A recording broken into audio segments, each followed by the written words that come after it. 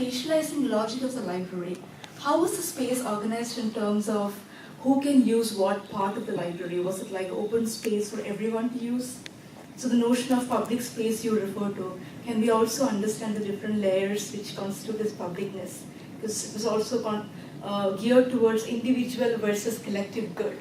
So, in the larger space of the library, how was this kind of individual versus collective good manifested? Were there any instructions given to the patrons on how to use the space? And even in the cataloging of certain books, and who has access to these books, how were the internal hierarchies played out by the administrators? Maybe directly, outrightly created different hierarchies, or is it like very subtle way of saying, there is a kind of distinction in place and people know how to, maneuver around it? So that was one question. And Hitomi, I'm just wondering mostly about how Karens use race as a category. So the idea of race, because it's clearly articulated not as an ethnic community, but as race. Mm-hmm. So where is this conversation of race emerging from? Because you told about a lot of these intellectuals having been exposed to the Western education in America. So is it kind of a conversation borrowed from there, coupled with the British Empire and the notion of India, the native people as inferior? So is this idea of race being imported from elsewhere in order to kind of articulate their idea of distinctness as not Burmese, but as a minority community, but they wanted to mark themselves as distinct in terms of race as opposed to ethnicity. So did it play out in any other kind of discursive context in the mission statements? Thanks.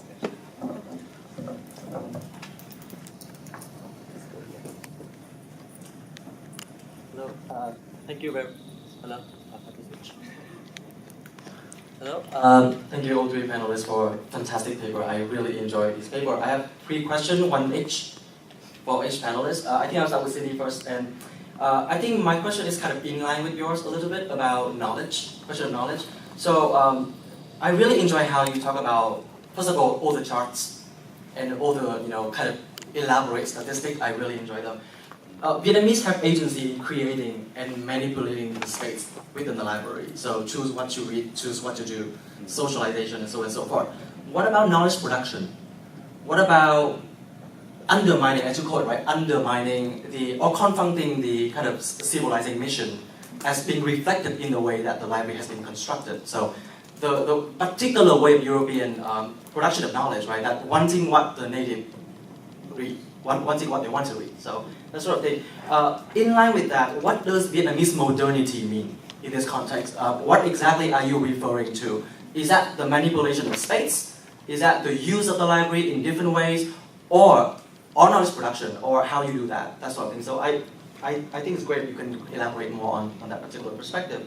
I think for Philip, and I apologize if this question is like crazy and irrelevant, what about marketing? Because in line with the question of political economy, you're talking about coconut zone, production of coconut zone, and I'm speaking from my experience working on rice in Vietnam, and I'm obsessed with marketing because the French always talk about, okay, now we export all these rice, how do we market this? How do we make the connection with other market, and how do we do that? So how does the roles of marketing, along with what you call it, colonial apparatus and scientific knowledge production about this coconut thing, how does it play along? And I would love some insight on this. Thank you.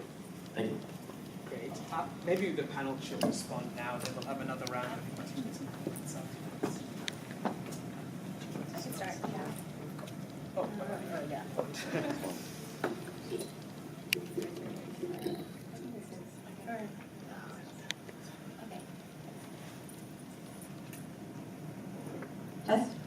Thank you again so much for the very illuminating comments. Where to begin? So first of all, this is a tiny part of one very long chapter that needs to be abridged of a very long dissertation. So I appreciate all the comments, and then it helps me to see the parts in which that really resonate with the audience. So there's 2 major questions of which are interrelated, and I'll answer the space question first. So in this specific talk, I focus on the Central Library in Hanoi, which is, and then it connects to the question of also what institutional role does this have. When it was created in 1919, it formed it was supposed to be a pale form of the National Library in France. It was supposed to be modeled after it and be almost like a satellite location, but based in Indochina. When I say it was a pale form, is that it initially had this very grand mission, of which I was alluding to, of being this very idealistic image of a storehouse of knowledge, of a carefully curated collection of primarily Western, primarily French language literature. So it's literature and nonfiction. So what did that mean? That meant history, geography, biography, as well as scientific works. So in this way, when it was created, it was supposed to be this space in which knowledge was stored and archived.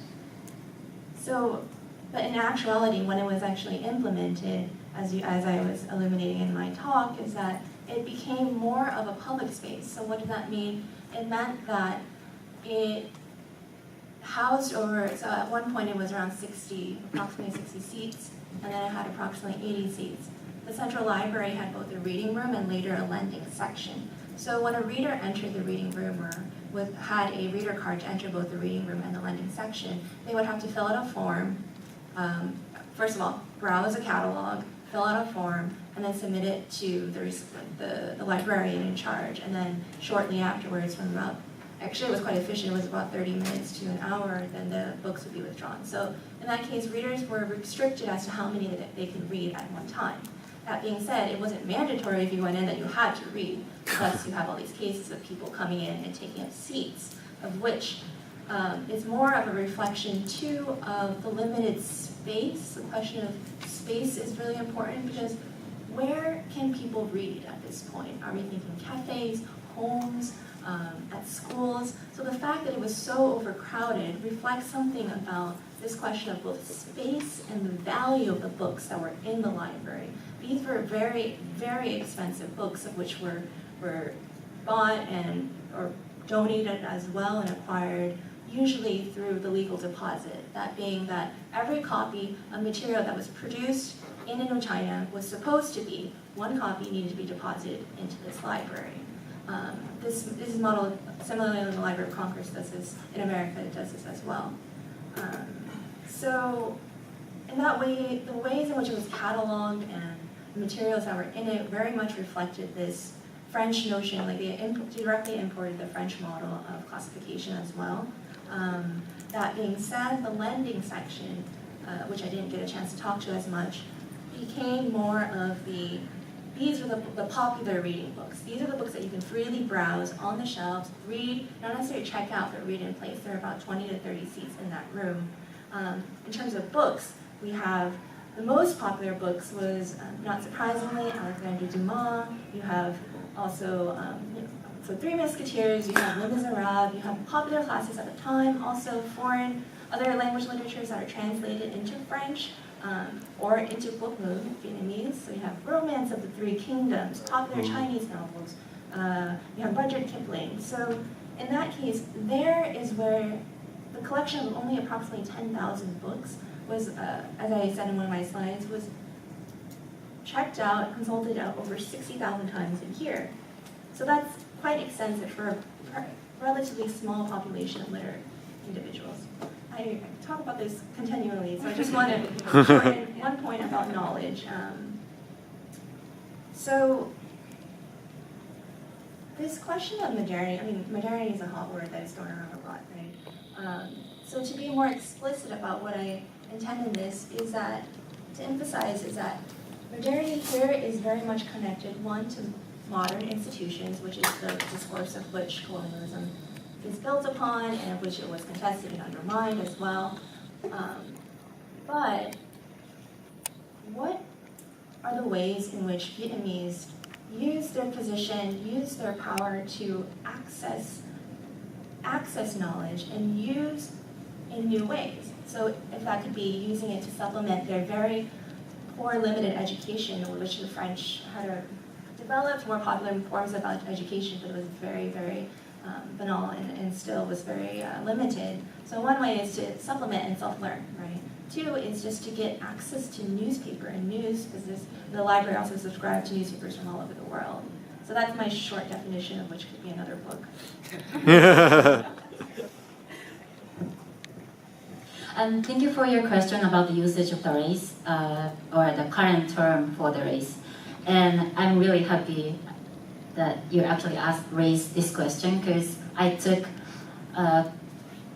quite an amount of time to figure out the kind of like the pattern or like tendency of the usage of this term in my document, and this is something I really enjoyed when I was doing my analysis. And so the short answer is that they use the same term, but I understand they kind of like change the usage of the term throughout the time to designate the race or the nation. And so in 1840s and maybe 50s, they use this one term in current language, but this term could only mean, or like could only designate any kind of group of people. So it can be it can mean one group of people who lived in like one community, or maybe it can be just like a language group, like a group of people who just spoke the same language, like Sgo or Po or maybe Bama. It didn't have to do with the ethnic or like racial categories, right? But like, I think, well, as I am